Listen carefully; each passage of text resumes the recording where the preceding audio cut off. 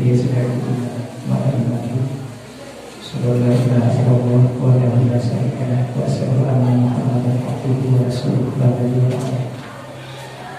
Allahumma shalli wa sallim wa barik ala Muhammad wa ala alihi wa ashabihi wa tabi'in wa man tabi'ahum bi ihsan ila yaumil din. Amma ba'd, usikum nafsi bi taqwallah wa ta'atihi wa qad fazal. A'udzu billahi minasy syaithanir rajim. Bismillahirrahmanirrahim. Wa minhum man ahada la in atana min qabli lama saddaqna wa la kunna min as-salihin falamma atahum min qabli bahilu wa tawallaw wa hum mu'ridun. Firman Allah pada surah Al-Tawbah ayat 74, ayat 73 dan 74. Ya Assalamualaikum warahmatullahi wabarakatuh. Kembali kita mengucapkan puji serta syukur kita kepada Allah. Pada hari ini kita diberi Allah kesehatan, kekuatan, kesempatan dalam rangka kuliah kita kepada Allah. Semoga semua yang telah diberikan Allah ini dapat kita gunakan, manfaatkan sebaik mungkin dalam rangka kesempurnaan amal ibadah kita kepada Allah. Jemaah sekalian rahimahumullah, sepertinya kita penting untuk berkaca kepada Rasulullah dan para sahabat ketika menghadapi situasi sulit yang akhirnya. Pada waktu itu kemarau panjang, jadi situasinya berat ya. Kemudian para sahabat bersama Rasulullah mulai kehabisan stok gandum. Jadi di rumah-rumah para sahabat stok gandum itu mulai susah ya. Kemudian sahabat itu banyak yang berbondong-bondong untuk membeli, tapi membeli dengan harga yang agak lebih daripada umumnya gitu. Kemudian tersebarlah berita bahwa yang menjual gandum itu dari agama lain ya. Karena di Madinah itu kan ada Nasrani dan Yahudi. Ya Rasulullah katanya kalau yang menjual ini dari Yahudi. Sahabat juga tahu kalau gandum terbanyak itu di rumah beliau. Beliau mengatakan. Kemudian jamaah rumah berhari-hari sahabat semakin sulit. Akhirnya Abu Bakar datang ke rumah Yahudi. Kata Abu Bakar, kamu jual berapa gandum ini? Harganya tinggi deh. Tapi kata Abu Bakar, dia nggak apa-apa, saya borong. Diborong di rumah gandum itu oleh Abu Bakar. Setelah diborong oleh Abu Bakar gandum itu, kemudian dia balik Abu Bakar mengumpulkan para sahabat, mengumpulkan umat pada masa itu. Disaksikan tuh oleh Rasulullah. Kata Abu Bakar, saya beli mahal. Siapa yang sanggup bayar 1,5 dari harga yang saya beli? Tiba-tiba ada yang muncul, saya sanggup.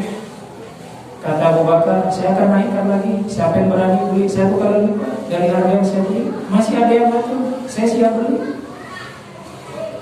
Bayang tadi gimana dalam kondisi itu. Kemudian tawar-menawar terus sampai ada yang 1 kali lipat, 2 kali lipat, 3 kali lipat, 5 kali lipat, terakhir 8 kali lipat, masih ada yang sanggup beli. Terakhir kata Abu Bakar, siapa yang berani 10 kali lipat? Oh, dengan gimana?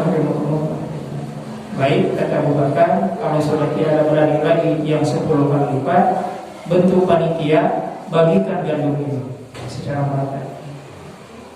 Yang sanggup 10 kali lipat itu hanya Allah, kata Abu Bakar. Dibagikan bagaimana? Ini salah satu cuplikan kisah tentang para sahabat. Para sahabat ini jangan dianggap sederhana, mereka orang kaya, ya. Ulama tafsir, ulama hadis, ulama tarikh dalam sejarah mencatat beberapa kekayaan para sahabat. Abdurrahman bin Auf setelah dia meninggal, hartanya dihitung, dikonversi dengan nilai sekarang itu nilainya 6,5 triliun. Itu Abdurrahman bin Auf. Tapi walaupun orang kaya raya seperti Abdurrahman bin Auf, dia sahabat yang tidak pernah absen, berdampingan terus dengan Rasulullah. Umurnya panjang Abdurrahman bin Auf. Dia tidak pernah luka oleh pedang, dia tidak pernah luka oleh anak panah, dia juga tidak pernah luka oleh tombak. Umurnya panjang Abdurrahman bin Auf. Dia orang paling kaya raya di zaman Rasulullah, pebisnis paling handal, paling unggul. Setelah dia meninggal, hartanya dikonversi dengan hitungan sekarang, itu nilainya 6,5 triliun Abdurrahman bin Auf. Tapi juhudnya, waroknya, perhatiannya kepada agama, subhanallah, tidak ada duanya. Sepeninggal Rasulullah, termasuk Abdurrahman bin Auf ini sahabat yang paling akhir meninggal, jamaah. Siti Aisyah waktu itu usianya sudah semakin lanjut. Dia tidur, tiba-tiba mendengar suara hengkakan kaki unta dan kaki kuda yang masuk ke kota Madinah dengan suara yang merdu seperti itu. Bergumam Siti Aisyah, aku mendengar Rasulullah mengatakan kalau Abdurrahman bin Auf itu masuk surga dengan neraka. Kalimat ini didengar oleh pembantunya Siti Aisyah. Pembantu disampaikan kepada Abdurrahman bin Auf. Kata Abdurrahman bin Auf, benar umurmu ini bilang seperti itu? Benar ya Abdurrahman, aku ingin ketemu dengan umurmu ini.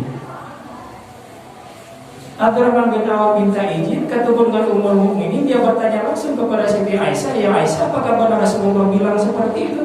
Benar, kata Aisyah. Kalau engkau masuk surga Allah itu dengan neraka.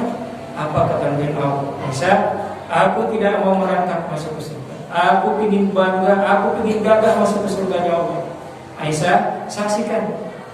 Setelah aku mendengar kalimat yang kau katakan bahwa itu benar dari Rasulullah, engkau menjadi saksi ya Aisyah. Semua yang ada di atas kuda, semua yang ada di atas unta, turunkan. Kan kafilah dagang, itu barang dagangan segitu banyaknya diturunkan. Oleh anggota-anggota dan anak buahnya Abdurrahman bin Auf dikumpulkan di tengah. Setelah dikumpulkan, bentuk panitia bagikan. Nah, ya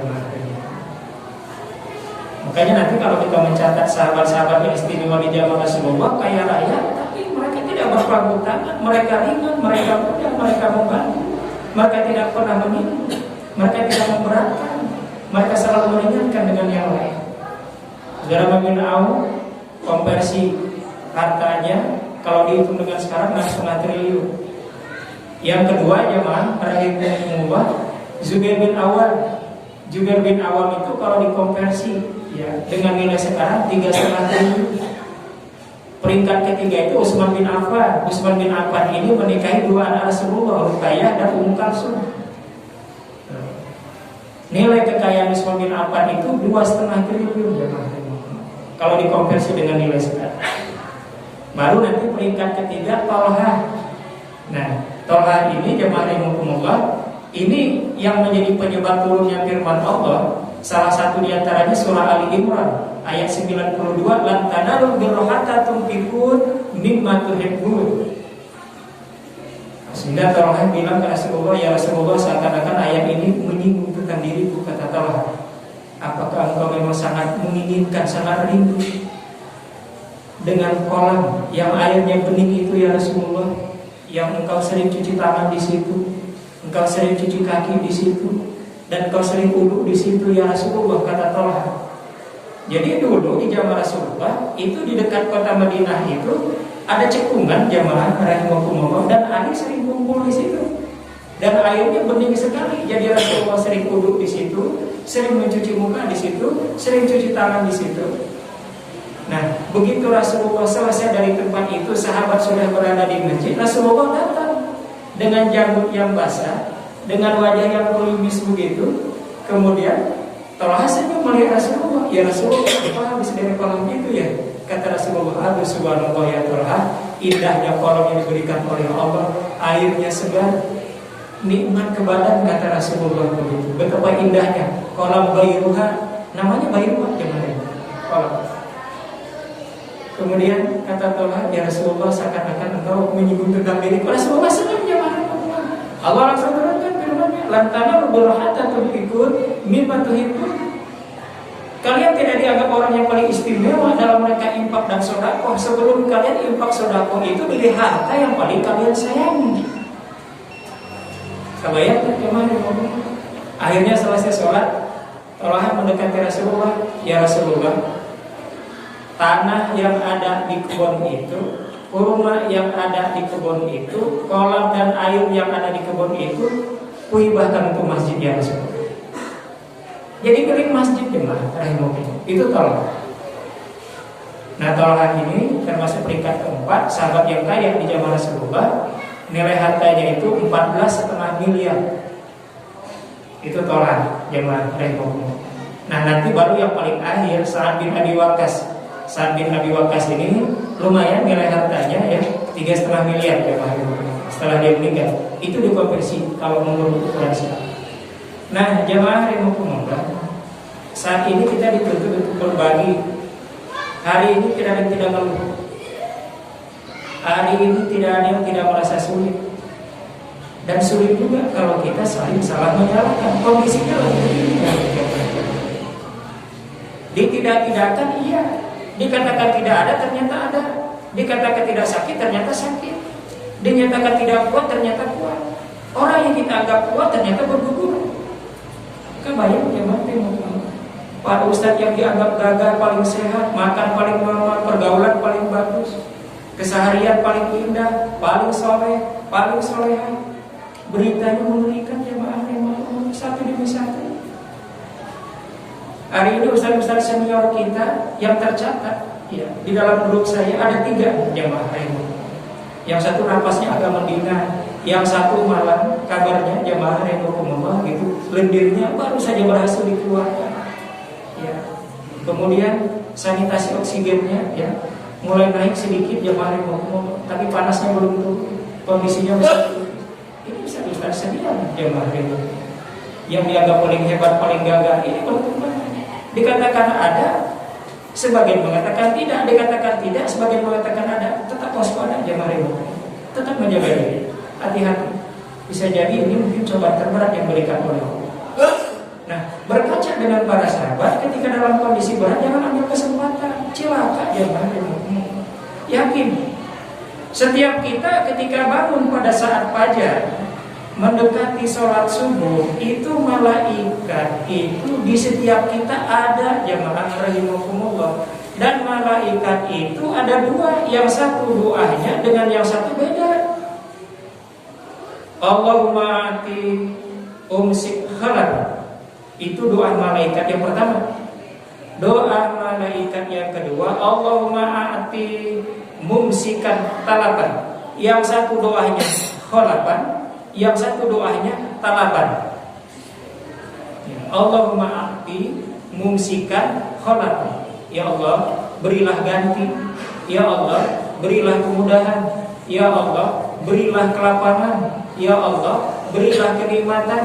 Ya Allah, berilah kebahagiaan. Ya Allah, berilah kesempurnaan. Untuk siapa? Khalapan, orang yang mau berbagi.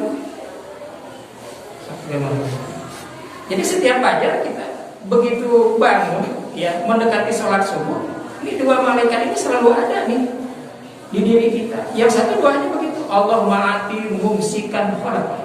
Ya Allah, beri ganti ya Allah.